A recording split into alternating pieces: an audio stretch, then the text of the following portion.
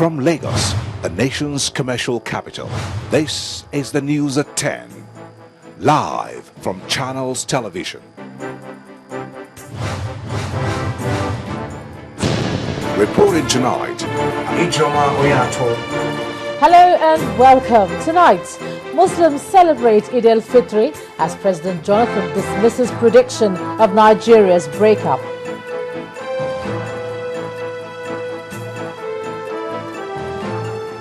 Inspector General of Police justifies dismissal of Sergeant Christopher Omeleze, says corruption won't be condoned.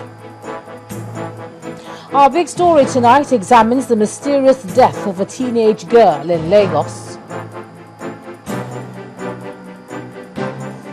And at least 28 killed in bombing at a funeral for a policeman in Pakistan.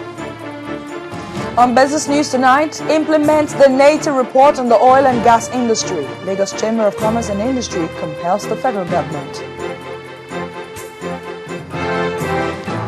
And on sports news, Nigeria's Super Eagles ranked 5th in Africa as the monthly FIFA rankings celebrate 20th anniversary.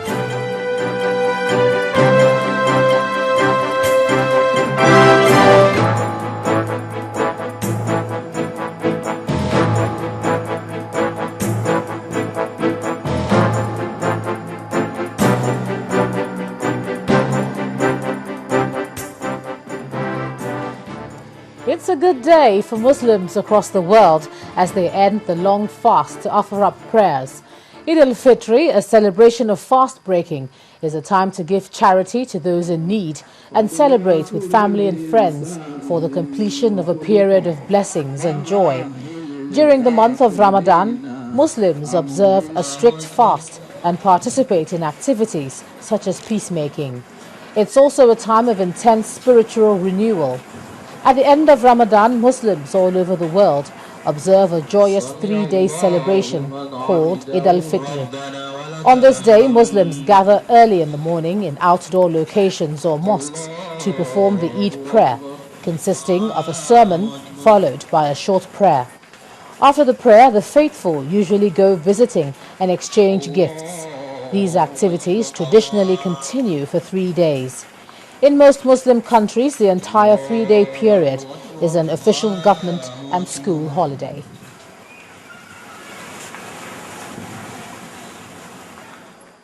Well, those predicting that Nigeria will break up during the country's centenary anniversaries will be disappointed because the nation will remain one indivisible entity.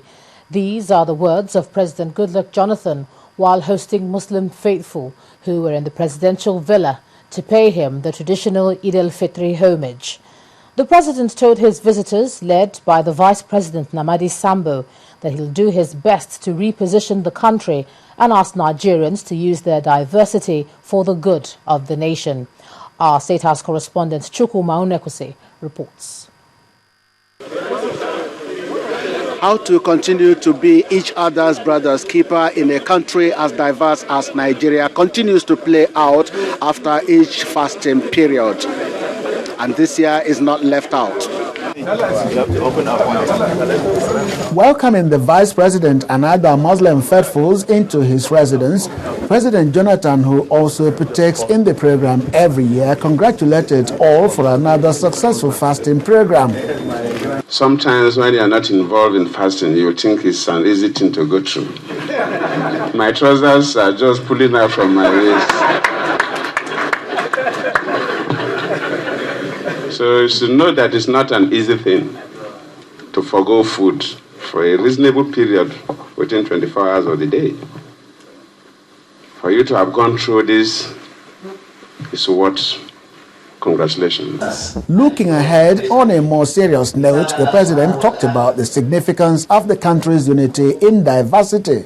Christians and Muslims are brothers and sisters, and we must live together. People are predicting that this country will separate based on fault lines as at the time of amalgamation.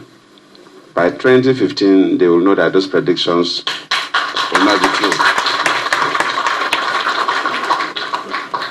For me, today is a unique day And my charge to our Muslim brothers and sisters is to continue to pray for peace, not just in Nigeria, but all over the world. The Vice President pledged for continuous support. All Muslims have prayed for peace in Nigeria.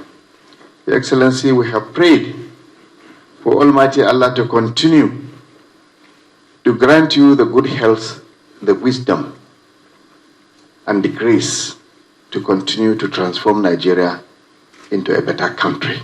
Of course, they did not come empty-handed. The Vice President was joined by the FCT Minister and Minister of State in the presentations. How to reposition Nigeria is also of serious concern here. He said that repositioning of the country and attraction of investments can only thrive in a peaceful environment. Nigeria's president promised that his administration will provide a conducive environment for the future generation to enjoy. A promise, no doubt, many are waiting to see him fulfill. From the presidential villa, Chukwuma Onwekusi, Channels Television News. Now, following that visit led by the Vice President, the President has since travelled to his hometown in Bayelsa State, where he's spending the Salah holiday. In the meantime, former heads of state, Generals Ibrahim Babangida and Abdulsalami Abubakar, also joined in the call for Nigerians to work for the peace and stability of the country. The former leaders, who were among the Muslim faithful that observed the Eid al-Fitr Rakat prayers in Mina, the Niger State capital, urged Muslims to live in peace with everyone, irrespective of religion. The prayers were led by the chief imam of Mina, Mallam Ibrahim Fari. Now, in the nation's capital, Abuja, Muslims came out in large numbers to mark the end of the Ramadan prayers with early morning prayers. Now, among the worshippers was the Vice President Namadi Sambo, who used the occasion to urge Muslim faithful to embrace the virtues of peace and sacrifice. Prayers were also offered for the peace of the country and the nation's leaders. Our correspondent Paul Mwachuku reports. At the end of the month-long Ramadan, Muslim faithfuls are gathering at the Eid prayer ground in the federal capital to